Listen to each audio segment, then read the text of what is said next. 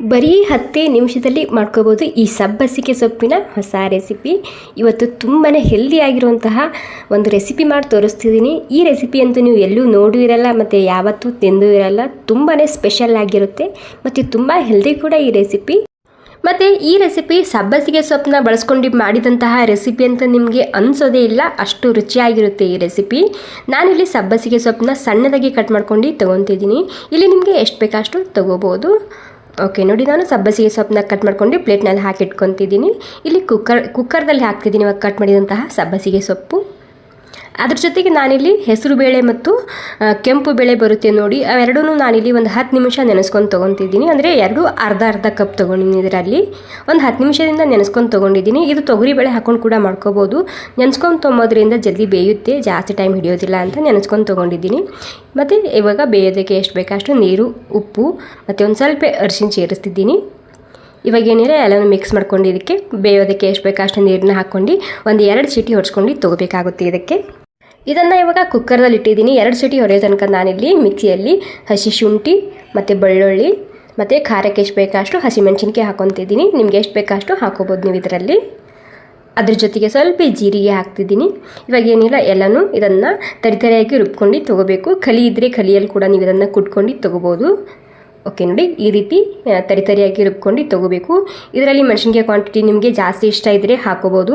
ನಾನು ಸ್ವಲ್ಪ ಕಮ್ಮಿ ಬಳಸ್ಕೊಂಡಿನಿ, ಯಾಕಂದರೆ ಇದು ಮಕ್ಕಳು ಜಾಸ್ತಿ ತಿನ್ನೋದಿಲ್ಲ ಖಾರ ಆಗಿದ್ದರೆ ಮಕ್ಕಳಾರ. ಹೀಗಾಗಿ ಇಲ್ಲಿ ಮೆಣಸಿನ್ಕಾಯಿ ಕ್ವಾಂಟಿಟಿ ಕಮ್ಮಿ ಮಾಡ್ಕೊಂಡಿನಿ ಅಷ್ಟೇ. ಓಕೆ, ಇವಾಗ ನಮ್ಮ ಮೆಣಸಿನ್ಕಾಯಿ ಪೇಸ್ಟ ರೆಡಿಯಾಗಿದೆ. ಇವಾಗ ಇಲ್ಲಿ ಕುಕ್ಕರ್ ಕೂಡ ಒಂದು 2-3 ಸೀಟಿ ಹೊಡ್ಸ್ಕೊಂಡು ತೊಗೊಂಡಿದ್ದೀನಿ. ನೋಡಿ ಯಾವ ರೀತಿಯಾಗಿ ಬೇಯಿಸ್ಕೊಂಡು ಅಂತ ನಿಮಗೆ ತೋರಿಸ್ತಿದ್ದೀನಿ.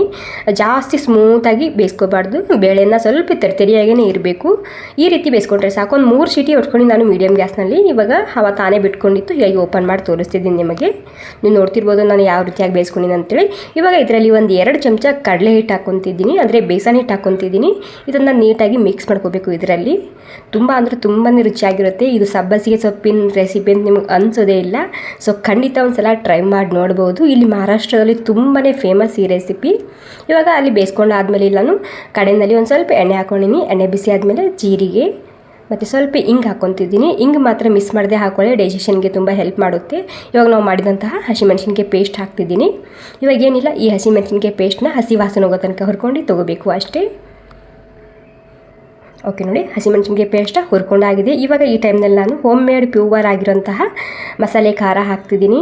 ಆಲ್ಮೋಸ್ಟ್ ಎಲ್ಲ ಸಬ್ಜಿಗೂ ಹಾಕೋಬೋದು. ಈ ಮಸಾಲೆ ಖಾರ ತುಂಬಾ ರುಚಿಯಾಗಿರುತ್ತೆ. ಜಸ್ಟ್ ಎಲ್ಲ ಸಬ್ಜಿಗೂ ಒಂದೇ ಚಮಚ ಹಾಕಿದರೆ ಸಾಕು, ರುಚಿ ಬೇರೆಯೇ ಇರುತ್ತೆ. ಬೇಕಿದ್ರೆ ಆರ್ಡ್ರ್ ಮಾಡ್ಬೋದು, ಅಥವಾ ನಿಮಗೆ ಮಸಾಲೆ ಖಾರ ಇಲ್ಲ ಅಂದರೆ ಗರಂ ಮಸಾಲ ಹಾಕ್ಕೊಳ್ಳಿ ಒಂದು ಸ್ವಲ್ಪನೇ. ಈ ಮಸಾಲೆ ಖಾರ ಬೇಕಿದ್ರೆ ಆರ್ಡ್ರ್ ಮಾಡಿ ಇಲ್ಲಿ ಮೇಲೆ ಕೊಟ್ಟಿದ್ದಂತಹ ನಂಬರ್ಗೆ. ಇವಾಗ ಮಸಾಲೆ ಖಾರ ಹಾಕ್ಕೊಂಡಾದ್ಮೇಲೆ ಇದಕ್ಕೆ ಇವಾಗ ನಾವು ಬೇಯಿಸಿದಂತಹ ಈ ಸಬ್ಬಸಿಗೆ ಸೊಪ್ಪು ಮತ್ತು ಬೇಳೆ ಪೇಸ್ಟ್ ಹಾಕ್ತಿದ್ದೀನಿ. ಇವಾಗ ನೀಟಾಗಿ ಇದನ್ನು ಮಿಕ್ಸ್ ಮಾಡ್ಕೋಬೇಕು. ಇಲ್ಲಿ ನಿಮಗೆ ಗಟ್ಟಿ ಬೇಕು ತುಳಿಬೇಕು ನೋಡ್ಕೊಂಡು ನೀರನ್ನ ಆ್ಯಡ್ ಮಾಡ್ಕೋಬೋದು. ಇವಾಗ ನೋಡಿ ಈ ರೀತಿಯಾಗಿದೆ, ನನಗೆ ಸ್ವಲ್ಪ ಗಟ್ಟಿ ಅನ್ನಿಸ್ತಿದೆ. ಹೀಗಾಗಿ ನಾನಿಲ್ಲಿ ಕುಕ್ಕರ್ದಲ್ಲಿ ನೀರು ಹಾಕಿ ಮಿಕ್ಸ್ ಮಾಡ್ಕೊಂಡು ಇದರಲ್ಲಿ ಸೇರಿಸ್ತಿದ್ದೀನಿ. ಇದರಲ್ಲಿ ಕಡಲೆ ಹಿಟ್ಟು ಹಾಕಿರ್ತೀವಲ್ಲ, ಹೀಗಾಗಿ ಸ್ವಲ್ಪ ಗಟ್ಟಿಯಾಗುತ್ತೆ. ಆರಿದ್ಮೇಲೆ ಇಲ್ಲಿ ನೋಡ್ಕೊಂಡು ನೀರನ್ನ ಹಾಕ್ಕೊಳ್ಳಿ. ಈ ರೆಸಿಪಿನ ನೀವು ಚಪಾತಿ, ರೊಟ್ಟಿ, ಮುದ್ದೆ, ಅನ್ನ ಎಲ್ಲದಕ್ಕೂ ಹಾಕೊಂಡು ತಿನ್ಬೋದು. ತುಂಬಾ ರುಚಿಯಾಗಿರುತ್ತೆ.